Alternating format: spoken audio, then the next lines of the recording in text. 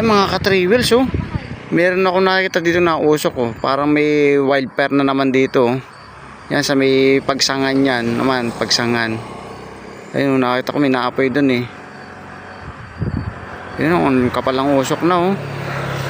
Hindi lang masyadong aninag yung apoy.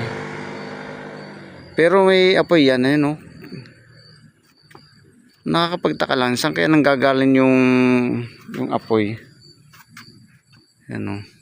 Tapos mayroon pang sunset, ayun oh. Ayun yung ano, yung ilog pagsangan, ano. May wildfire. Mukhang wildfire na naman yun. Ano, kapalang usok. Okay, uwi na tayo.